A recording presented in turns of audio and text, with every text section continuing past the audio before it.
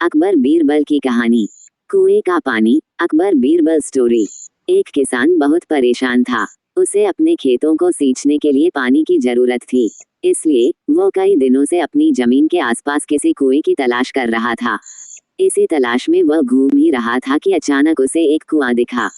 ये कुआं उसके खेतों से बहुत नजदीक था, इसलिए किसान बहुत खुश हुआ। उसने सोचा कि अब उसकी परेशानी खत्म हो गई। माता रानी, ये आपने अभी सोचकर तक वो चैनल खुशी को खुशी घर सब्सक्राइब चला गया। नहीं किया है, मेरे चैनल को सब्सक्राइब अवश्य कर दें। अगले दिन वो पानी लेने कुएं पर पहुंचा। जैसे ही उसने कुएं के नजदीक रखी बाल्टी कुएं में डाली, वहां एक आदमी आ धमका। वह किसान से बोला, ये कुआं मेरा है, तुम इससे पानी नहीं ले सकते। अगर तुम इस कुएं से पानी लेना चाहते हो, तो तुम्हें इस कुएं को खरीदना होगा। ये बात सुनकर किसान कुछ देर रुका और फिर मन ही मन सोचने लगा कि अगर मैं इस कुएं को खरीद लूं, तो मुझे कभी पानी की कमी नहीं होगी और न ही मुझे पानी के लिए इधर उधर भटकना पड़ेगा। फिर क्या था, दोनों के बीच एक रकम तय हुई। किसान के पास उतने पैसे तो थे नहीं, लेकिन वह यह मौका छोड़ना नहीं चाहता था। इसलिए किसान ने उस आदमी को अगले दिन वह रकम देने का वादा किया और घर की ओर चल दिया। किसान के लिए कुआं खरीदने का यह अच्छा मौका था, इसलिए वो इस काम में जरा भी देर नहीं करना चाहता था। घर पहुंचते ही उसने अपने करीबियों और दोस्तों से इस बारे में बात की और कुएं के लिए तय हुई रकम का इंतजाम करने में जुट गया।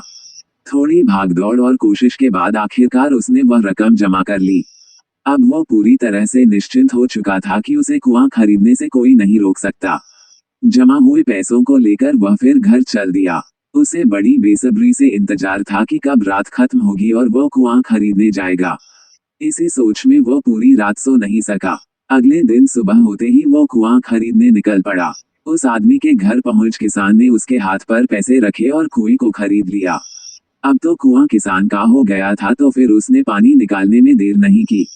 जैसे ही किसान ने कुएं से पानी निकालने के लिए बाल्टी उठाई, उस आदमी ने फिर बोला, ठहरो, तुम इस कुएं से पानी नहीं निकाल सकते हो। मैंने तुम्हें कुआं बेचा है, कुएं का पानी अभी भी मेरा है।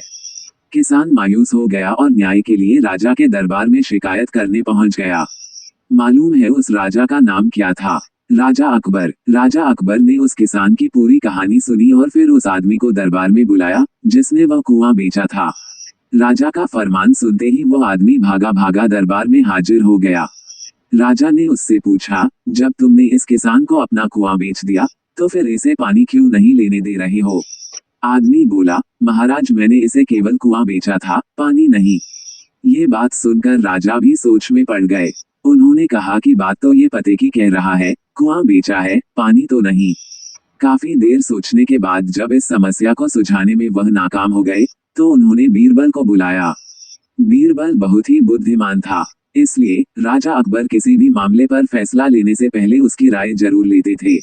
बीरबल ने एक बार फिर दोनों से उनकी समस्या पूछी।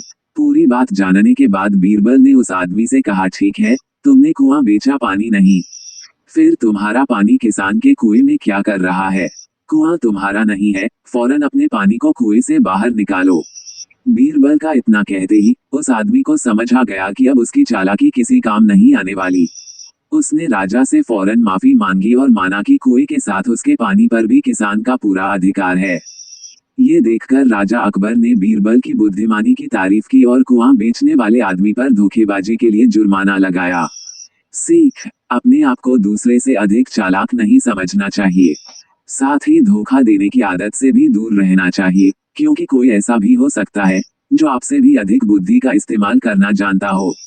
ऐसे में आपका धोखा पकड़ा जाएगा और आपको अपने किए का भुगतान करना होगा, जैसे इस कहानी के अंत में कुआं बेचने वाले आदमी को करना पड़ा।